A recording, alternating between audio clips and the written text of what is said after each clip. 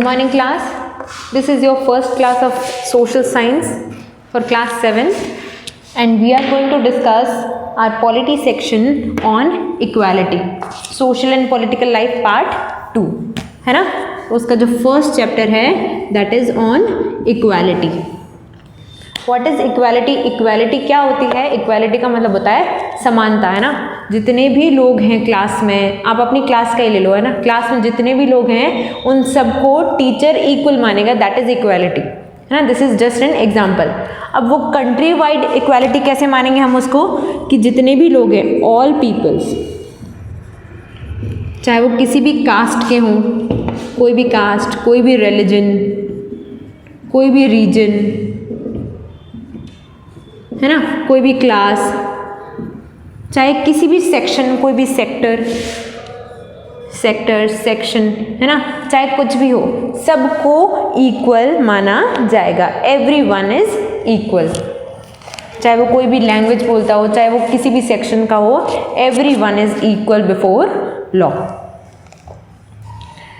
Before we start the lesson, try to answer the question given below to check your IQ on the equality and dignity. अब equality और dignity पे question पूछ रहा है ये. Dignity का मतलब होता है सम्मान, है ना. What is dignity means? Dignity का मतलब होता है सम्मान. हर एक इंडिविजुअल को सम्मान मिलना चाहिए, है ना. Every individual is equal before law. Right about various kind of equality you feel are important for everyone. अब अलग अलग तरीके की इक्वालिटी होती है ना. सोशल इक्वालिटी, पॉलिटिकल इक्वालिटी, है ना. तो ये सारी इकोनॉमिक इक्वालिटी, सोशल, पॉलिटिकल और इकोनॉमिक. सोशल का मतलब होता है कि समाज में सारे जो, अगर वो कोई भी SC हो, ST हो, OBC हो, है ना, कोई अपर क्लास हो, तो सभी इक्वल है ना. अनटचेबिलिटी होता है. अनटचेबिलिटी एक तरीके की इनइक्वालिटी है ऑन द सोशल लेवल, है ना. वो सोशल लेवल पर एक तरीके की इनइक्वालिटी का एग्जाम्पल है. तो इक्वालिटी का मतलब क्या हुआ कि सारे बराबर है ना. तो हम, आप ऐसा किसी को कह सकते हो कि हम इसको हाथ नहीं लगाएंगे, है ना, ये हमारी सोसाइटी में बिलोंग नहीं कर सकता, ये यहाँ नहीं आ सकता, वहाँ नहीं जा सकता, है ना. आप किसी को आने जाने से रोक नहीं सकते, है ना. तो ये सारी आती हैं सोशल इक्वालिटी में. पॉलिटिकल इक्वालिटी का मतलब है, पॉलिटिकल इक्वालिटी के मतलब होते हैं दो, है ना. फर्स्ट इज कि आप वोट दे सकते हो, है ना. जितने भी लोग हैं सभी वोट दे सकते हैं, यानी कि 18 साल से जितने भी ऊपर के लोग हैं they can give their vote, और उनके वोट की वैल्यू भी 1 होगी. हर एक 1 वोट 1 वैल्यू. हर इंसान के वोट की वैल्यू भी इक्वल होगी, और वो कितनी होगी? 1, है ना. तो ये इसको कहते हैं पॉलिटिकल इक्वालिटी, कि जितने भी सोसाइटी में, चाहे वो कोई कास्ट, कोई रिलीजन, चाहे वो एजुकेटेड है या नहीं है ना, उनका लेवल क्या है, upper level, lower level, middle level, उससे कोई फर्क नहीं पड़ता. आप एक वोट एक वैल्यू की रख सकते हो ना. हर एक वैल्यू की, हर एक वोट की एक वैल्यू होगी. और जितने भी लोग हैं जो अगर उनकी एज एलिजिबल है, जैसे 25 साल से ऊपर है, तो वो स्टेट लेजिस्लेटिव असेंबली के लिए खड़े हो सकते हैं, है ना. अगर उसकी एज 30 है तो वो MP के लिए खड़े हो सकते हैं. उसके लिए आपकी कोई रिलीजन नहीं देखा जाएगा, आपकी कोई कास्ट नहीं देखी जाएगी, आपका कोई सेक्शन नहीं देखा जाएगा, आप अपर क्लास है, लोअर क्लास है, वो नहीं देखा जाएगा, है ना. ये सारी चीज़ें मैटर नहीं करती. This is called political equality. यानी कि हर एक इंसान को, चाहे वो बड़े से बड़ा प्राइम मिनिस्टर क्यों ना हो, या फिर छोटे से छोटा कोई वेज वर्कर, कोई मजदूरी क्यों ना हो, सबके वोट की वैल्यू इक्वल है. सबको एक ही वोट देने का राइट है. इकोनॉमिक इक्वालिटी का मतलब क्या होता है? हमारी सोसाइटी में बहुत सारी क्लासेस होती हैं. अमीर लोग होते हैं, गरीब लोग होते हैं, मिडिल क्लास लोग होते हैं, है ना. तो ये थोड़ा कम होना चाहिए ना. अमीर और गरीब के बीच में, जो पुअर और रिच है उनके बीच में जो गैप है, दैट शुड बी मिनिमम. वो थोड़ा कम होना चाहिए, तब जाकर इकोनॉमिक इक्वालिटी आएगी, है ना. जो गरीब लोग हैं उनके पास थोड़ा पैसा ज़्यादा आना चाहिए, तभी तो ये गैप कम होगा, है ना. तो ये सारी चीज़ें इक्वालिटी में आती है. Different type of equalities. Where one can appeal in the case of violation of right provided by the Constitution. Constitution में जो ये सारे राइट्स कहाँ दे रखे हैं, ये इक्वालिटी हमारा एक राइट है ना. Equality is a right. एक तरीके का राइट है। अब राइट है तो अगर इसका वायलेशन कहीं पर हो रहा है, अगर इस राइट को कहीं तोड़ा जा रहा है, अगर आपके साथ कोई डिस्क्रिमिनेट कर रहा है आपकी जाति के हिसाब से, आपके रिलीजन के हिसाब से, आपकी भाषा के हिसाब से, किसी भी लेवल पर अगर कोई भी आपके साथ डिस्क्रिमिनेशन कर रहा है तो क्या होगा, आप सुप्रीम कोर्ट में जा सकते हो डायरेक्टली, है ना। जो हमारा कॉन्स्टिट्यूशन है, कॉन्स्टिट्यूशन का मतलब होता है एक बुक ऑफ रूल होती है, बुक ऑफ रूल्स, है ना। और ये हमारी कंट्री में सबसे ऊपर है ना, सुप्रीम, सबसे ऊपर है ये जो कॉन्स्टिट्यूशन है ये सबसे सुप्रीम है, सबसे ऊपर है ना। तो कॉन्स्टिट्यूशन में क्या बताया हुआ है, आपको 6 राइट दिए हुए, 6 राइट्स, जिसमें इक्वालिटी भी एक राइट है। अगर आपके इन 6 राइट्स का कहीं पर वायलेशन होता है ना, इक्वालिटी का राइट है, और भी एक्सप्रेशन का राइट है, फ्रीडम का राइट है, आप जो चाहो वो रिलीजन ले सकते हो, एजुकेशन का राइट है, ये सारे राइट आपको यहाँ पर गिवन है। इन राइट्स में से अगर आपके किसी भी राइट का वायलेशन होता है तो you can go supreme court, आप सुप्रीम कोर्ट में जा सकते हो। सुप्रीम कोर्ट आपकी हेल्प करेगा अगर कहीं पर भी आपके राइट का वायलेशन हुआ है तो, है ना। जिसने भी वायलेशन किया है उसको पनिशमेंट मिलेगी और आपको आपके जो भी जस्टिस वगैरह सुप्रीम कोर्ट दिलवाएगा। तो पता चल गया where you can appeal in the supreme court. Can you recall any incident in your life when your dignity was violated, अब ये आप पर डिपेंड करता है। How did you feel about it, अगर आपके साथ कहीं पर भी ऐसा कोई डिस्क्रिमिनेशन हुआ है तो ये उसके बारे में पूछ रहा है ना। फिर है chapter India is a democracy. India क्या है, एक डेमोक्रेटिक कंट्री है। डेमोक्रेटिक कंट्री में क्या होता है, डेमोक्रेसी। अब डेमोक्रेसी का मीन्स क्या है, यहाँ पर जो पीपल्स हैं, जो लोग हैं, उनको मिला है सुप्रीम राइट, है ना, सुप्रीम राइट कि लोगों की ही गवर्नमेंट होगी, लोगों के द्वारा ही वो गवर्नमेंट बनाई जाएगी, है ना, लोग ही उस गवर्नमेंट को चलाएंगे। ये सारी बातें होती है डेमोक्रेसी में। और ऐसा कब होता है, जब ये सारे लोग होंगे equal, these people are equal. इसमें हर एक इंसान की बराबर वैल्यू है ना। अमीर से अमीर की बराबर वैल्यू है, गरीब की भी उतनी ही वैल्यू है डेमोक्रेसी में, है ना। और इन सभी को सुप्रीम राइट मिला हुआ है। और as we all know, the key element of democratic government include people's participation, the resolution of conflict, equality and justice. अब डेमोक्रेटिक गवर्नमेंट के जो मेन पॉइंट्स क्या क्या हैं, डेमोक्रेटिक गवर्नमेंट हम किसको कहेंगे, जहाँ पर पीपल्स का पार्टिसिपेशन हो, पीपल वोट दे, है ना, वो इलेक्शन में खड़े हो पाएँ, उनको कोई रोक टोक नहीं मिले, है ना, मतलब हम जिसको चाहें उसको वोट दे सकें, किसी तरीके का करप्शन नहीं हो, तो उसको कहेंगे पीपल्स पार्टिसिपेशन, है ना, कि हम जिसको चाहे उसको वोट दे सकते हैं और हर 18 साल से ऊपर का जो इंसान है वो अपना वोट दे सकता है ना इसको, और जो चाहे वो इलेक्शन में खड़ा भी हो सकता है, इसको कहेंगे पीपल्स पार्टिसिपेशन। फिर है रिजोल्यूशन ऑफ द कन्फ्लिक्ट। अब कोई भी कन्फ्लिक्ट, कोई भी सिचुएशन ऐसी आती है जब हमारी सोच किसी और से नहीं मिल रही होती है, कन्फ्लिक्ट, लड़ाई झगड़ा कुछ हो जाता है, तो फिर हमारा सुप्रीम कोर्ट है, हाई कोर्ट है, सबऑर्डिनेट कोर्ट है ना। तो ये इसमें कॉन्फ्लिक्ट के रिजोल्यूशन में, उस प्रॉब्लम को सॉल्व करने में हमारी हेल्प करते हैं। फिर है इक्वालिटी एंड जस्टिस, सबको इक्वल राइट्स मिलेंगे, सबको न्याय मिलेगा। न्याय कौन देगा, कोर्ट, है ना, और किसके थ्रू देगा, कॉन्स्टिट्यूशन। ये सब कुछ कॉन्स्टिट्यूशन में लिखा है। Equality is a basic feature of democracy and it influences all aspect of its functioning. Equality जो है वो डेमोक्रेसी का सबसे मेन पार्ट है। इक्वालिटी इसके हर पॉइंट को इन्फ्लुएंस करता है। इसका एक पॉइंट है कि पीपल का पार्टिसिपेशन होना चाहिए। अगर पीपल्स पार्टिसिपेशन में भी इक्वालिटी नहीं होगी तो क्या होगा, मतलब तो नहीं रह जाएगा उसका कुछ। अगर ऐसा हो कि पीपल्स पार्टिसिपेशन तो दे रहे हैं, है ना, आप इलेक्शन में पार्ट ले सकते हो, लेकिन वही इलेक्शन में पार्ट ले सकते हैं जिनके पास फिक्स्ड अमाउंट ऑफ पैसा हो, है ना, जिनके पास बहुत बड़ी ज़मीन हो, जिनके पास नौकरी हो। अगर वही इलेक्शन में पार्ट ले पाएंगे तो क्या होगा, ये एक तरीके से इक्वालिटी नहीं आएगी। इक्वालिटी नहीं आएगी तो डेमोक्रेसी भी नहीं रहेगी, है ना। सभी लोगों को तो राइट मिल नहीं रहे, और डेमोक्रेसी में सभी को राइट मिलना बहुत ज़रूरी है। तो equality is the basic point of democracy. बिना इक्वालिटी के डेमोक्रेसी हो ही नहीं सकती। In this chapter, we will read more about the equality, what is it, why it is important in democracy and whether or not everyone is equal in India. अब इस chapter में हम क्या देखेंगे, इक्वालिटी होता क्या है, हमारी कंट्री में ये है या नहीं है ना, ये सारी चीज़ें अभी हम देखेंगे, इसकी इम्पोर्टेंस क्या है। फिर first point is equal right to vote.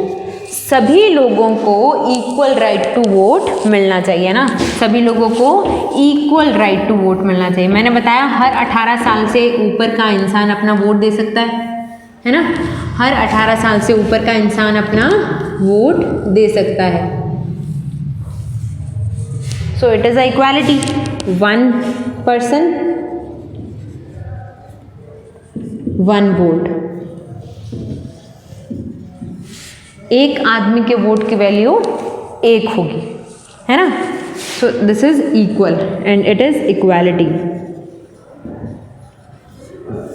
और इसमें कोई भी ना तो आपकी कास्ट, ना एजुकेशन, ना पैसा, है ना, कुछ भी नहीं देखा जाएगा। तो ये है इक्वल राइट टू वोट। इसको कहते हैं यूनिवर्सल अडल्ट फ्रेंचाइज या फिर यूनिवर्सल एडल्ट सैफ्रेज भी कहते हैं। In the democratic country such as India, all adult irrespective of their religion, 18 साल से ऊपर को अडल्ट कहते हैं। जिस इंसान की उम्र 18 साल से ऊपर हो गई उसको क्या कहेंगे, adult. Their level of education, उनका कुछ ध्यान नहीं रखा जाता ना, इररिस्पेक्टिव ऑफ देयर रिलीजन, उनके रिलीजन का कोई ध्यान नहीं रखा जाता। उनके लेवल ऑफ एजुकेशन क्या है, उनकी कास्ट क्या है, उनकी फाइनेंशियल कंडीशन क्या है, उनका पैसा उनके पास कितना है ना, ये सारी चीज़ें कोई ध्यान में नहीं रखी जाती हैं। और हर 18 साल से ऊपर के इंसान को वोट देने का अधिकार होता है, एक्सेप्ट एक चीज़, अगर आप जेल में हैं तो, है ना, अगर जेल में हैं तो आप फिर वोट नहीं दे सकते। इसको क्या कहते हैं, this is called universal adult franchise and it is essential aspect of all democratic country. ये क्या है, जितनी भी डेमोक्रेटिक कंट्री है उन सब में, डेमोक्रेसी में ये सबसे मेन पार्ट है ना। उनकी एज अलग अलग हो सकती है, हमारी कंट्री में ये एज 18 साल है, लेकिन ये एज अलग अलग हो सकती है, पर सबको उस एज के ऊपर फिर उस कंट्री में सबको इक्वल राइट्स मिलेंगे। The idea of universal adult franchise is based on idea of equality because it states that every adult in country, irrespective of wealth and the community she or he belongs, has 1 vote. Her adult के पास में every adult 1 vote, है ना। हर adult की vote की value कितनी, 1। But in really equality has different meaning for different people. फिर अलग अलग लोगों के लिए इक्वालिटी का मतलब भी अलग अलग होता है ना। अब वो देखेंगे हम, various form of equality. Various form of मैंने बताई थी, सोशल, पॉलिटिकल और economical,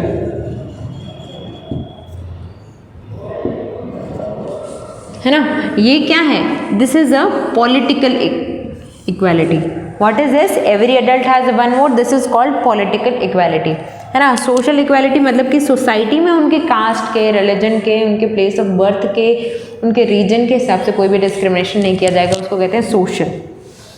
There are many people who lived in India and who have a right to vote, but whose daily life and working conditions significantly differ from each other. Apart from being poor, people in India experience inequality in different other way. The following 2 stories given below will help us to understand this more clearly. These are real stories and both tell us a lot of different kind of inequality that existed in India. अब इसमें story नहीं है ना। ये क्या कह रहे हैं कि स्टोरीज़ के बारे में बता रखा है इन्होंने। अब वो स्टोरी रियल लाइफ स्टोरी है जिसमें उन्होंने सोशल और इकोनॉमिकल तरीके की, इकोनॉमिक का मतलब क्या होता है, इकोनॉमिक का मतलब होता है कि एक तो है जो बहुत ही बड़े ऑफिस में कहीं पर कोई काम कर रहा है, जैसे मैनेजर का काम कर रहा है ना, एक तो है जो मैनेजर का काम कर रहा है, एक उसी ऑफिस में प्योन का काम कर रहा है ना। तो उनकी वर्किंग कंडीशन में बहुत फ़र्क है ना, उनके वर्किंग कंडीशन में बहुत फ़र्क है ना, उनकी सैलरीज में भी बहुत फ़र्क है। तो इसको हम कहेंगे इकोनॉमिक इनइक्वालिटी, है ना, इकोनॉमिक इनइक्वालिटी, इसको क्या कहेंगे, economic inequality. The caste system is one of the more common form of inequality in India।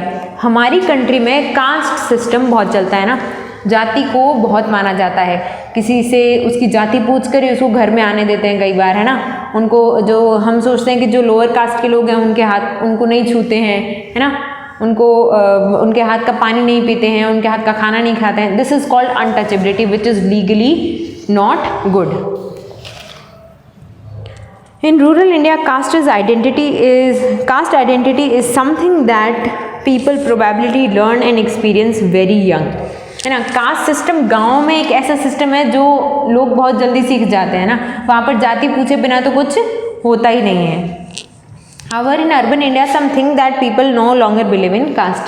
अब लेकिन जो अर्बन सिटीज़ है, जो बड़ी बड़ी सिटीज़ हैं ना, जैसे मुंबई हो गई, दिल्ली हो गई, यहाँ पर कास्ट सिस्टम इतना नहीं चलता है क्योंकि लोग क्या हो गए हैं, एडवांस हो गए हैं। First story is about the experience of Dalit child attending school.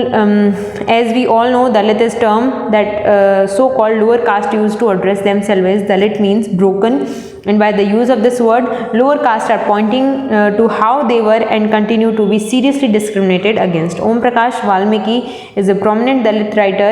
In his autobiography Jhuthan, he write, I had to sit away from the other in the class, and that too on the floor. The mat ran out before reaching the spot I sat on. Sometime I would have to sit away behind everybody, right near the door. Sometimes they would beat me without any reason। अब ये एक ओम प्रकाश वाल्मीकि थे, है ना, ओम प्रकाश वाल्मीकि एक prominent writer थे, लेकिन ये क्या थे, दलित थे, है ना। दलित का मतलब होता है ब्रोकन, जिनको तोड़ा गया हो, है ना, जिनको राइट्स नहीं मिले हो, उनको कहेंगे दलित, है ना। जो लोअर कास्ट के लोग थे, वो लोअर कास्ट के लोग अपने आप को रिप्रेजेंट करने के लिए, अपनी कंडीशन बताने के लिए उन्होंने अपना ये नाम रखा था कि हमको कितनी बुरी तरीके से रखा जा रहा है ना, वी आर ब्रोकन, उनको तोड़ दिया गया है, तो इसको कहेंगे दलित। तो ये अपनी एक स्टोरी बता रहे हैं कि मैं दलित था, तो क्लास में जब भी हम बैठते थे तो मुझे पीछे बैठना पड़ता था, कई बार मेरी जो चटाई थी वो भी ख़त्म हो जाती थी मेरे तक आते आते, है ना, कई बार दरवाजे के बाहर बैठना पड़ता था, है ना, या फिर दरवाजे के पास बैठना पड़ता था, कई बार बच्चे मुझे ऐसे बिना कारण के मार देते थे, तो ऐसा इनका कहना है। तो ये एक तरीके का डिस्क्रिमिनेशन हो गया क्योंकि वो क्या थे, लोअर कास्ट के थे। When Om Prakash was in class 4th, when he was in class 4, the headmaster asked him to sweep the class and the playground. He write, the playground was way larger than my small physique could handle and in change। अब यही है कि उन्होंने अपनी एक और story बताई जिसमें उनको उनके टीचर ने कहा था कि एक बहुत ही बड़ा ग्राउंड था स्कूल का, उसको पूरे को अकेले उनको साफ़ करना था, है ना। तो वो साफ़ करते करते इतने बीमार हो गए थे, इतने थक गए थे कि फिर नेक्स्ट डे उनके फादर वहाँ पर आए थे, है ना, और उन्होंने काफ़ी वहाँ पर उनको टीचर्स को सुनाया था, है ना, कि अगर टीचर ही ऐसा करेंगे तो बच्चे उनसे क्या सीखेंगे। तो ये एक तरीके का डिस्क्रिमिनेशन का एग्जाम्पल है जो उनके साथ में हुआ था। So this was it for today. Next we will do in the next class.